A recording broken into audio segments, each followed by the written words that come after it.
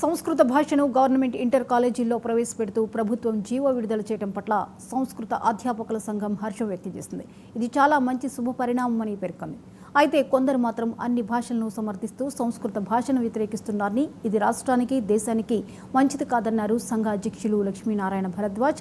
సంస్కృత భాష నేర్చుకుంటే తెలుగు స్పష్టంగా మాట్లాడగలమన్నారు. తెలుగు భాషకు తాము వ్యతిరేకం కాదన్నారు. ఇంటర్లో ప్రభుత్వ జూనియర్ కళాశాలల్లో సంస్కృతం ఉంటే అనేక మంది విద్యార్థులు ఎక్కువ అడ్మిషన్స్ తీసుకునే అవకాశం ఉందన్నారు. తెలుగు భాషలో 60% సంస్కృత పదాలే ఉన్నాయన్నారు. ప్రభుత్వం జారీ చేసిన జీవోను వెంటనే అమలు చేయాలని కోరారు.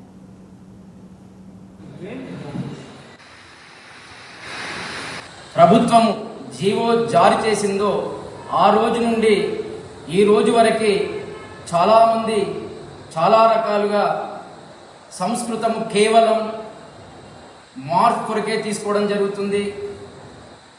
సంస్కృతం ద్వారా వచ్చేదేముంది అనేటువంటి అనేకమైనటువంటి నేరారోపణలు చేస్తున్నారు. మా దృష్టిలో నేరాలు.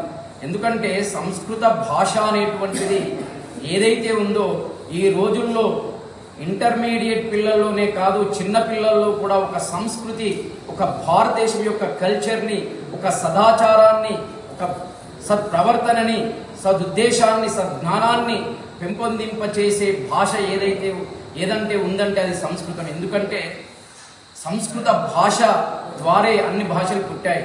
జననీం బహుభాషానం అన్నాం. ప్రపంచంలో అనేకమైనటువంటి భాషలు ఉన్నాయి. అన్ని భాషలకి సంస్కృత భాషనే ఆధారం, తల్లి లాంటిది. ఇప్పుడు మనం మాట్లాడేటువంటి తెలుగు భాష ఏదైతే ఉందో దాంట్లో సుమారు 50% సంస్కృత పదాలతోనే